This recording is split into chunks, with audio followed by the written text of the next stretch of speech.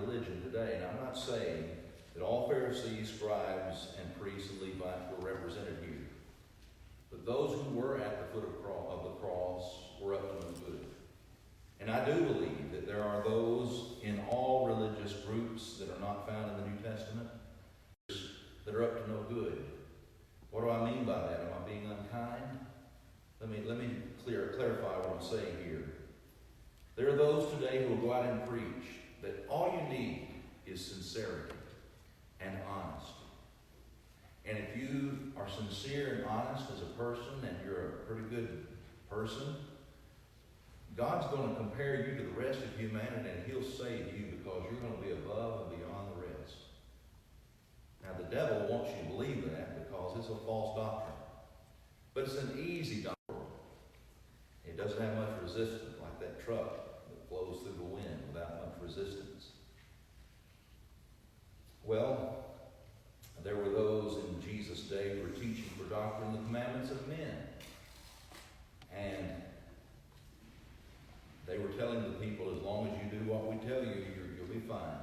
But don't buck what we're telling you to do. What was their practice? The practice of these Pharisees, scribes, priests, and Levites, they should have been with Jesus, calling out for His crucifixion and stirring up the crowd to do so. They were actually enemies of Jesus when they should have been His friends. Now, listen to this real closely.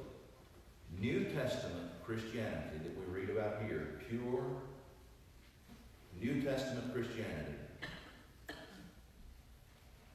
stands in opposition to modern denominationalism. New Testament Christianity to the religions of men. What I'm saying is this. New Testament Christianity and denominationalism are enemies. Now, am I being unkind here? That may sound very harsh and very unkind, but I want to clarify that if New Testament Christianity and denominationalism were friends, they would grow and flourish together and they would work together for a common good. I mean, after all, you need honesty, you just need sincerity. And they will even say that about us. They'll say, well, you people, you're honest and you're sincere. Y'all are okay too. We might not agree on opinions, so we'll have our separate houses where we get together. And though the world is confused by our behavior, we understand that we do it a certain way, y'all do it a certain way, but we're all honest and sincere. And so let's just agree to disagree and get along together. But what is the practice of people like this? If they say that every honest and sincere person is okay, what about the practice? You see, it's one thing to say it, it's another thing to say it. They're saying honesty and sincerity is enough. But instead of cooperating with everybody who's honest and sincere, they divide. Because in reality, they don't really believe honesty and sincerity is enough. They believe honesty and sincerity is important, but they also believe their particular doctrines that divide are important to them. And it's worth dividing over. Here's what I'm saying, many people love tradition better than truth. Well, this is the way I worship, this is the way my parents worship, I like it this way, this is my heritage. Jesus said in Matthew 15, verses 8 and 9, they do err, teaching for doctrine the commandments of men. And he was quoting the Old Testament when he said that. I believe that the soldiers we talked about last week were dissatisfied with the Jews' religion of their day.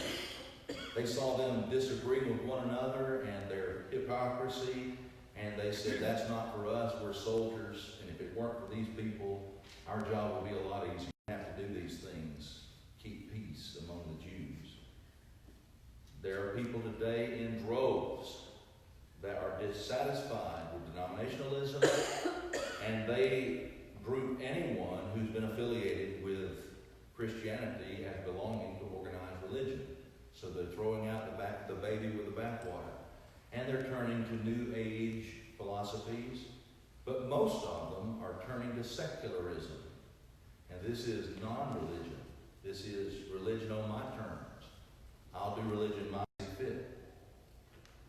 We turn to the last verse of the book of Judges, and we learn there was no king in Israel in those days, and every man did what was right in his own eyes. And so that was humanism back then. They were following the human way, where humans made their own selves, their own God, and their own law. And people are doing that today. I can understand why young people would be dissatisfied with the division that has gone through the last 500 years among those who are protesting the Roman Catholic Church. The Roman Catholic Church certainly got off the rails of truth, and there was a protest that needed to be raised. Martin Luther, John Calvin, and many others raised a protest. They tried to reform something that could not be reformed. What needed to happen was to jettison the whole machinery of denominationalism and Roman Catholicism and go back to the Bible and be the church that we read about in the Scriptures. And so there was this idea of restoration. Let's restore the New Testament church. Let's speak with the Bible and let us be what the Scriptures teach us to be. So that explains to me a lot of the people that would say, I'm just unaffiliated with religion. They are like these people who respond to organized religion.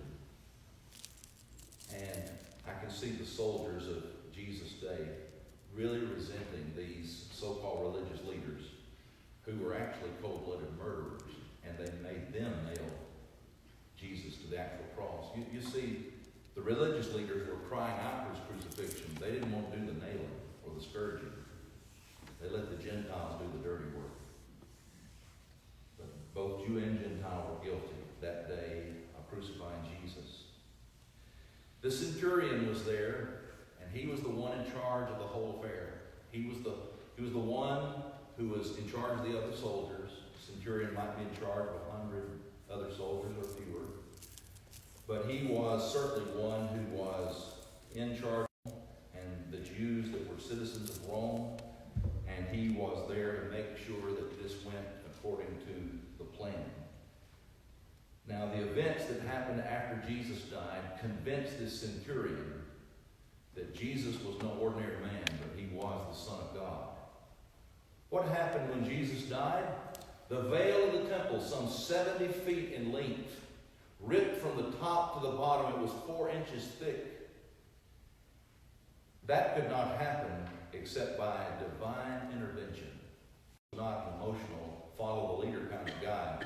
He was one who reasoned, because he was the leader. And he knew that couldn't happen except by God. When he saw the earthquake and felt it, when he saw the darkness envelop the land, saw the graves ripping open and the bodies of saints coming forth and appearing to many in the city of Jerusalem, there's no wonder he was convicted and convinced that day, and he went on to confess that this truly was the Son of God. Matthew 27, 51 through 54. But here's anything about his conviction. There are many people today just like that centurion. They are convinced by the evidence that Jesus Christ is the Son of God. They're willing, upon their faith, to confess that Jesus Christ is the Son of God. And there are many false teachers who will say, well, if you confess that you believe Jesus is the Son of God, you're saved. Well, that's not all of the gospel message. There are other commands to obey. But what we find here is this centurion, he was convicted to the point of confession. But we don't read any more about what he did beyond that. As far as we know, he didn't do anything about his confession.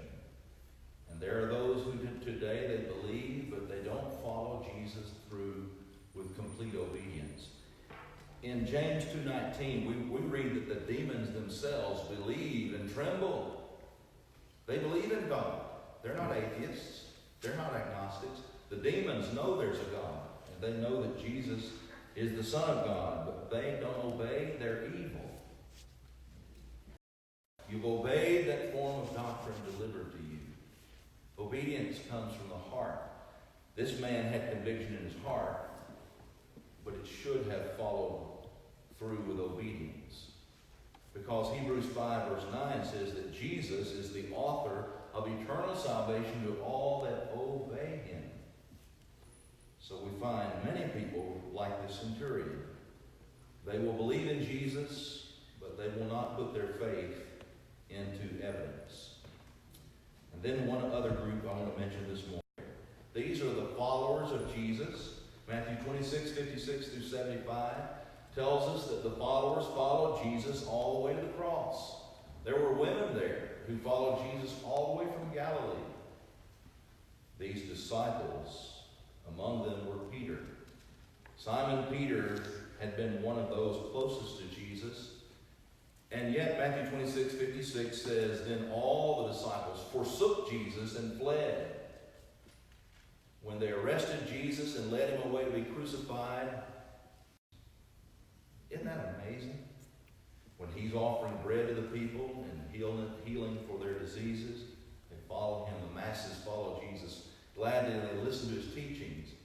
But when he is arrested and about to be killed, they all run away.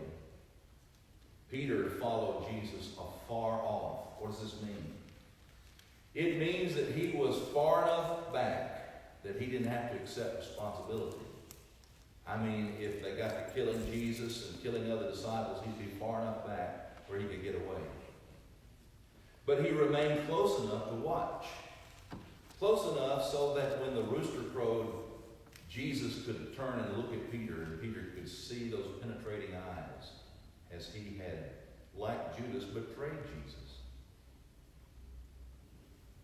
We find Peter in a most miserable position.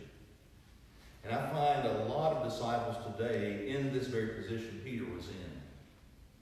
They want to follow Christ, but they want to hang far enough back that they have no responsibility. Call on someone else. Let someone else do the Bible study. Let someone else do the work. I just want to be a member. But they want to be close enough to still be a part. Can't count on me. I won't be here at all the services. I can't be here, for this or that. I'm old, or I'm young, or I'm this, or I'm that. The young, they're too young. Those in middle age are too busy. Those who are old have spent themselves and are tired. And so nobody's left to do the work. Everybody's hanging far enough back. But close enough so that we can watch what's going on. May we not be like Peter was when he was watching Jesus being arrested and crucified. We don't need to be like that. We need to be people who will follow Jesus and take up our cross and follow him. Luke 9:23, Jesus said, if any man will be my disciple, that will be, that's your decision.